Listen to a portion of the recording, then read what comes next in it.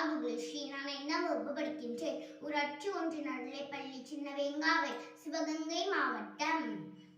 நான் கதை சொல்ல போகிறேன். கதையின் தலைப்பு அம்முவின் நாய்க்குட்டி பட்டாளம். அம்மா, அப்பா, ஒரு பொண்ணு, 3 பேர் இருந்தாங்களாம். அந்த பொண்ணோட பேரு அம்மு. இப்ப நான் அம்முவை பத்தி தான் இந்த கதையில சொல்ல போறேன். அவங்க எல்லாரும் அவங்க வீட்டை காலி பண்ணிட்டு இன்னொரு வீட்டுக்கு போறாங்க. போனப்ப அம்மு வீட்டு ஜன்னல்ல இருந்து பாக்குறா, கீழே ஒரு நாய்க்குட்டியும் 3 குட்டிகளும் அங்க இருந்துச்சான். அவங்க அம்மாவை கூப்பிடுறா, அம்மா அம்மா இங்க வாங்க, இங்க பாருங்களே யார் வந்திருக்காங்கன்னு. அம்மா சொல்றாங்க, இதுல என்ன ஆச்சரியம் இருக்கு? நான் இதை காலையிலே பார்த்துட்டேன். நான் என்னமோ நம்ம வீட்டுக்கு வராத விருந்தாளிங்க இப்போ வந்திருக்காங்களோன்னு நினைச்சேன் அப்படின்னு சொன்னாங்களாம். அவங்க அம்மா அம்மு சொன்னாலா, அம்மா அம்மா ப்ளீஸ்மா நம்மளை எடுத்து வளர்ப்போமேம்மா, ப்ளீஸ்மான்னு கேட்டாலாம். அவங்க அம்மா சொன்னாங்க, இதெல்லாம் வேணாம், நம்ம வீட்டில் 3 பேருக்கு மட்டும் தான் பால் இருக்கு, நாய்க்குட்டிக்கெல்லாம் பால் இல்லை, என்ன பண்றது அப்படின்னு சொன்னாங்க. அவ உடனே கோச்சிக்கிட்டு வாசப்பல்ல போய் உட்காந்துட்டாங்க. உடனே அந்த நாய்க்குட்டிகள்லாம் வேகமா ஓடி வந்து அவ காலுக்கிட்டே சுத்தி சுத்தி விளாண்டுச்சான். அப்போது இது நாம இதுக்கு எதுவுமே பண்ண முடியலையே, நம்ம என்ன பண்ணலாம் அப்படின்னு யோசிச்சப்பறம் யோசனை வந்துச்சான். வேகமா உள்ள போய் அவங்க அம்மா சொன்னாங்க, அம்மா எனக்கு பால் வேணாம், நான் நேற்றே ரொட்டி துண்டுகள் சாயங்காலம் ஸ்கூல் விட்டு வந்தோடனே சாப்பிட்டுட்டேன், எனக்கு வேணாம், சரி அப்ப என்னோட பாலை கொடுங்க, நான் அந்த நாய்க்குட்டிகள் கொடுக்குறேன் அப்படின்னு சொன்னாங்க. அவங்க அம்மாவை தவிர்க்க முடியாம அந்த பாலை தூக்கி அவள்கிட்ட கொடுத்தாங்க.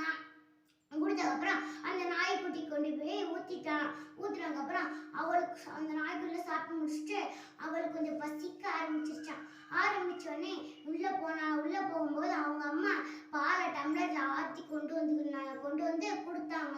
எதுக்கு நான் தான் ரொட்டி சாப்பிட்டேன்னு சொன்னேனே, அப்புறத்துக்கு எனக்கு கொடுத்தீங்க அப்படின்னு சொன்னாங்களாம்.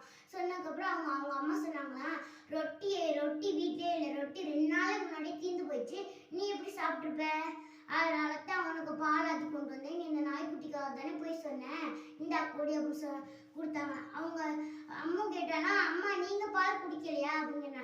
நான் முதலே குடிச்சிட்டேன் அப்படின்னு சொன்னாங்க. சொன்னதுக்கப்புறம் அவங்க அப்பா வீட்டுக்கு வரும்போது அவங்க அப்பாவுக்கு தெரியாத அந்த நாய்க்குட்டிலாம் வீட்டில் இருக்கிறது. அவன் ஹோம்ஒர்க் எழுதிட்டு இருக்கும்போது இந்த நாய்க்குட்டியை பற்றியே பேசுவாளாம்.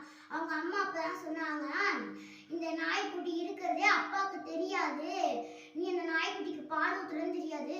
அன்னைக்கு நாள் அப்பா வண்டியில் வரும்போது நாய்க்குட்டிங்க இங்கே பால் தூரம் போய் இந்த வண்டி பின்னாடியே வீட்டுக்குள்ளே வந்துருச்சு. இதை என்கிட்ட சொன்னாங்க உங்கள் அப்பா, இந்த நாய்க்குட்டியை முதல்ல வெளியே துரத்தி அனுப்புன்னு. அவங்க கேட்டோடனே அம்மாவுக்கு ரொம்ப சேடாகிடுச்சான். ஆனதுக்கப்புறம் ஒரு நாள் அவங்க எப்போவும் அம்மு ஸ்கூல்லேருந்து வரும்போது நாய்க்குட்டி தான் கூட்டிகிட்டு வருமா. அதே மாதிரி அன்னைக்கும் ஸ்கூல்லேருந்து வந்துட்டு இருக்கும்போதே யோசிச்சுருந்தாங்க, நம்ம கண்டிப்பாக அப்பாட்ட சொல்லி இந்த நாய்க்குட்டி வீட்டில் வளர்க்க வைக்கணும், அந்த பட்டாளத்தை நம்ம வீட்டிலே வைக்கணும் அப்படின்னு சொல்லி யோசிச்சுக்கிட்டே வந்தாங்க. அப்போது திடீர்னு ஒரு வேனில் ஒருத்தவங்க அவளை தூக்கிட்டு போயிட்டாங்க. போனதுக்கப்புறம் இந்த நாய் கொஞ்சம் தூரம் அந்த வண்டி பின்னாடியே ஓடிட்டு வேகமாக அவங்க அம்மா அப்பாட்ட போய் கூட்டிகிட்டு வந்துச்சா. கூட்டிகிட்டு வந்ததுக்கப்புறம் அவங்க எல்லாரும் வேன் பின்னாடியே போனாங்க.